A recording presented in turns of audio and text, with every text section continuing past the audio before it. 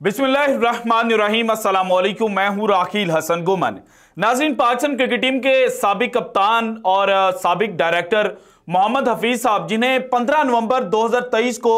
Pakistan team का कर्ता धर्ता बनाकर पेश किया गया था और कहा गया था कि इनके आने के बाद पाकिस्तान क्रिकेट टीम के जो अच्छे दिन हैं वो शुरू हो जाएंगे। लेकिन फिर पाकिस्तान क्रिकेट टीम ने जो दो दौरे किए मोहम्मद हफीज साहब के एज अ डायरेक्टर, उसमें ऑस्ट्रेलिया वाले दौरे पर तो जनाब ये नजर आ रहा था कि पाकिस्तान टीम जो है वो ऑस्ट्रेलिया से फैंटी खाएगा। लेकिन जो दौरा न्यूजीलैंड था, जहां पर पाकिस्तान ने 5 T20 मैचेस जो हैं वो न्यूजीलैंड के खिलाफ खेले और इनमें पहले 4 मैचेस पाकिस्तान बड़ी बुरी तरह से हारा और लास्ट मैच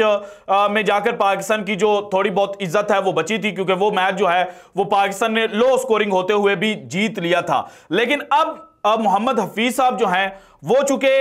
टीम डायरेक्टर के ओहदे पर नहीं रहे, तो इस वक्त वो PSL 2024 के लिए एक टेलीविजन चैनल के ऊपर जनाब जो अपने एनालिसिस हैं वो प्रेजेंट कर रहे हैं और वहां पर उन्होंने एक स्टेटमेंट दी है और वो स्टेटमेंट बाबर आजम को 440 वर्ल्ड का जो झटका है वो देकर गई है। क्योंकि बाबर आजम के बारे में एक आम पाकिस्तानी जो क्रिकेट शायक है उसकी ये राय है कि बाबर आजम बड़ा हम्बल है। बाबर आजम जनाब जो पाकिस्तान और टीम है उसके लिए रन्स बनाता है। लेकिन अब मोहम्मद हफीज साहब की जो स्टेटमेंट है उसको बिगर पिक्चर के ऊपर देखा जाए तो मोहम्मद हफीज साहब ये कहने की कोशिश कर रहे थे कि जनाब बाबर आजम जो हैं वो जनाब सेल्फिश हैं, क्योंकि उन्होंने ये कहा कि उनको 2 महीने लगे बाबर आजम को कन्विंस करने पर कि जनाब आप T20 क्रिकेट में एज एन ओपनर नहीं बल्कि as a one down batsman खेलें। सो आज की वीडियो में कुछ जनाब जो हफीज साहब ने स्टेटमेंट दी है इसकी इनसाइड डिटेल्स जो हैं वो मैंने आपके साथ शेयर करनी है। 15 नवंबर को पाकिस्तान टीम के डायरेक्टर अपॉइंट होने वाले मोहम्मद हफीज साहब ने यह क्यों स्टेटमेंट दी कि उन्हें 2 महीने लगे और क्या वाकई 2 महीने लगे थे, यह भी जनाब आज की वीडियो में मैंने आपके साथ शेयर करना है। इसके अलावा माजी में मोहम्मद हफीज साहब के क्या इश्यूज रहे हैं, क्या कभी बैटिंग पोजीशन को लेकर मोहम्मद हफीज की किसी कप्तान के साथ लड़ाई हो चुकी है, किसी कप्तान के साथ डिफरेंसेस हो चुके हैं, या फिर जनाब वो सेट जहां पर मोहम्मद हफीज ने बैठकर ये बात की तो उनको काउंटर करने वाला कोई कप्तान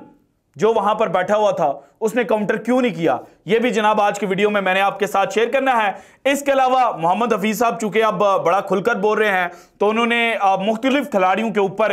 ये बात की है और टॉन्ट किया है कि जनाब अब PSL और लीग्स के लिए वो तमाम पाकिस्तानी प्लेयर्स जो अनफिट थे पाकिस्तान टीम को रिप्रेजेंट करते हुए वो जनाब अब लीग्स खेलते हुए नजर आएंगे और वो जनाब फुली फिट हो चुके हैं। सो एक खबर मोहम्मद हफीज के बारे में भी है 2021 की, जब उन्होंने लीग को प्रायोरिटी दी थी पाकिस्तान टीम के ऊपर और PCB के साथ उनकी जनाब जो एक लड़ाई है वो शुरू हुई थी। बाद में ये लड़ाई जो है वो जनाब कैसे खत्म हुई थी ये भी जनाब आज की वीडियो में मैंने आपके साथ शेयर करना है। इसके अलावा लाहौर कलंदर्स का जो प्लेयर डेवलपमेंट प्रोग्राम है PDP, उसके ऊपर भी मोहम्मद हफीज जो माजी में लाहौर कलंदर्स के साथ जनाब खेल चुके हैं उन्होंने स्टेटमेंट दी। और इसके अलावा जो अजहर अली पाकिस्तान टीम के साबिक कप्तान हैं उन्होंने भी जनाब PDP को क्रिटिसाइज किया है, वो भी आपके साथ शेयर करना है। लेकिन सबसे पहले साइम अयूब पाकिस्तान टीम के जनाब इस वक्त ओपनर हैं, पिशावर जल्मी को रिप्रेजेंट कर रहे हैं, क्वेटा ग्लैडिएटर्स के खिलाफ अच्छी बैटिंग कर रहे थे, बाबर आजम के साथ ओपनिंग जोड़ी इनकी अच्छी हुई थी। लेकिन फिर जनाब ये रन आउट हो गए थे और वहां पर भी जनाब जो रन आउट साइम अयूब हुए थे वो बाबर आजम की गलती थी। ऑब्वियसली नजर आ रहा था बाबर आजम को कॉल नहीं करनी चाहिए थी और गेम अवेयरनेस होते हुए आपको जनाब उस जो मिसफील्ड हुई थी उसके ऊपर रन नहीं लेना चाहिए था। लेकिन चूंकि साइम अयूब और बाबर आजम दोनों रन लेने के लिए गए और वहां पर साइम अयूब जो है वो रन आउट हो गए थे, तो उन्होंने ये बात की है कि जनाब बाबर आजम ने जब मैं रन आउट हुआ तो उसके बाद मुझसे सॉरी किया था, लेकिन मैंने बाबर आजम को यह कहा था कि जनाब it is a part of game. So इस वजह से जो चीज है वो ज्यादा आगे नहीं बढ़ी थी और बाबर आजम का ये बड़ापन है कि जनाब उसने एक जूनियर खिलाड़ी को यह कहा कि जनाब I am sorry for this mistake, क्योंकि मेरी वजह से आप रन आउट हुए हैं। और इसी चीज के ऊपर साइम अयूब साहब जो हैं वो बोले हैं कि बाबर आजम की माफी की जरूरत नहीं है और गेम के अंदर ये होता रहता है। अब आते हैं जनाब जो मेन हफीज साहब की स्टोरीज है ना, सबसे पहले तो आप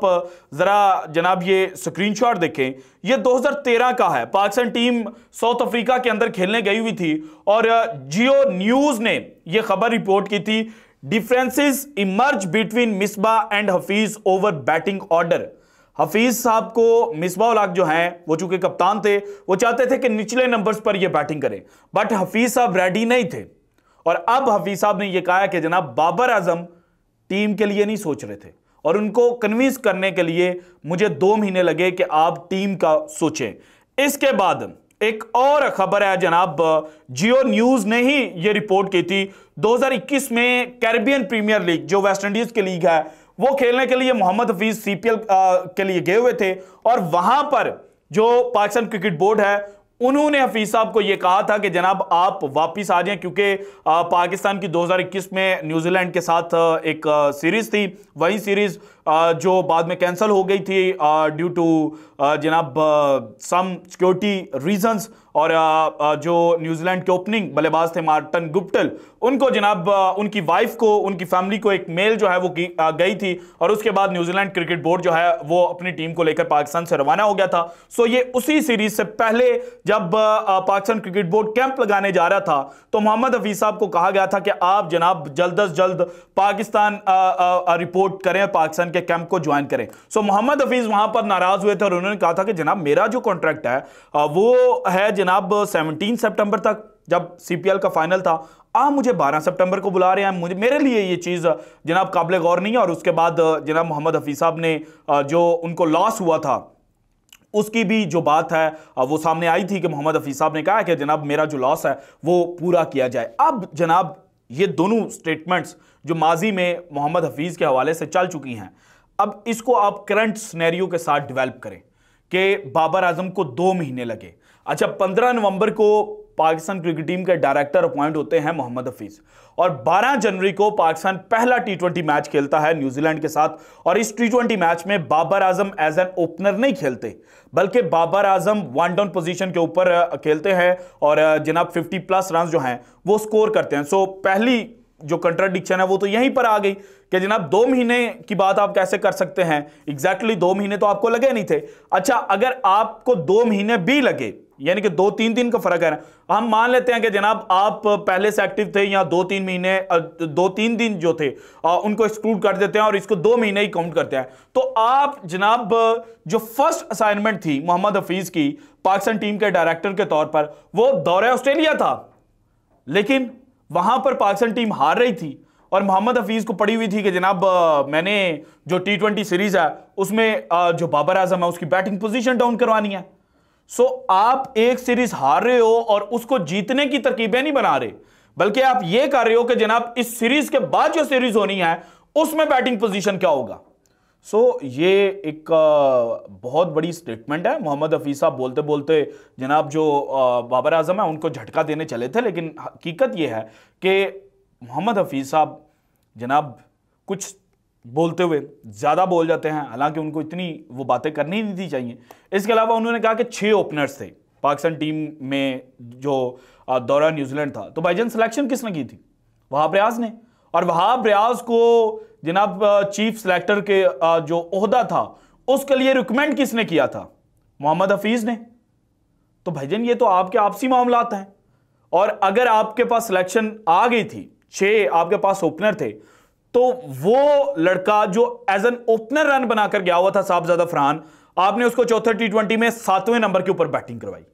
और 5वें टी20 मैच में वो गालिबन 5वें नंबर के ऊपर बैटिंग करने के लिए आया था, हाँ शायद 5वें या 6ठे नंबर पर। लेकिन वहीं 5वें टी20 मैच में आपने जनाब जो हसीबुल्लाह खान डोमेस्टिक क्रिकेट में चौथे 5वें नंबर पर बैटिंग करता रहा है उसको एज एन ओपनर खिला दिया। सो ये फॉल्ट कहां पर था, किसका था? ये तो आपका था। और अब आप जनाब अपने आप से जो मलबा है वो किसी और के ऊपर गिराने की कोशिश कर रहे हैं। तो साथ ही मिसबा भी बैठे हुए थे। इंपैक्ट प्लेयर की भी बात कर रहे थे, नंबर 5 नंबर 6 के ऊपर जनाब जो एवरेजेस हैं वो नहीं देखी जाती, इंपैक्ट देखा जाता है। तो जब यही लोग पाकिस्तान टीम के कप्तान थे, वाइस कप्तान थे डिफरेंट तर्ज के अंदर, तो उस वक्त पाकिस्तान के जो यंगस्टर्स आते थे 5वें 6ठे नंबर के ऊपर बैटिंग करते थे, उमर अकमल जैसे खिलाड़ी, तो उनको आप जनाब एवरेजेस की वजह से बाहर कर देते थे कि ये जनाब नीचे आते हैं और ये उस तरह से नहीं खेल पाते। तो माजी में जब आप खुद ये सब कुछ करते रहे हैं तब जनाब आपको याद नहीं रहा, लेकिन अब आप सुप्रीम अथॉरिटी बन चुके हैं कि जनाब जो बात क्रिकेट के ऊपर मैं करूंगा वही जनाब फाइनल है। तो आपको जो अपना माजी है उसके ऊपर भी नजर दौड़ानी चाहिए। आप भी जनाब जो माजी में हेजिडेंट रहे हैं कि जनाब मैं अपनी ओपनिंग पोजीशन जो है वो नहीं छोड़ूंगा, तो अब बाबर आजम जो प्रूव थे, और आपने अगर एक्सपेरिमेंट करना था तो फिर बाबर आजम को नंबर 3 के ऊपर तो आप एक्सपेरिमेंट करवा रहे हैं, लेकिन जो सहाफी उनका एक ग्रुप, एक टोला जिसको समझा जा रहा था कि ये ज़का अशरफ साहब और करंट टीम मैनेजमेंट के नजदीक है, उनके थ्रू ये प्रोपेगेंडा क्यों किया जा रहा था कि मोहम्मद हफीज के आने के बाद बाबर आजम की ये लास्ट T20 सीरीज साबित होने जा रही है। सो अपनी अदाओं के ऊपर भी गौर करें, वरना हम तो आपको जनाब जो गौर है वो करवाते रहेंगे। So this is it from today's episode. अगर आपको वीडियो पसंद है तो लाइक कीजिएगा, ज्यादा से ज्यादा शेयर कीजिएगा, अपनी कीमती राय का इजहार लाजमी कीजिएगा, और अगर आपने अभी तक चैनल को सब्सक्राइब नहीं किया तो कर दें। शुक्रिया, अल्लाह हाफिज।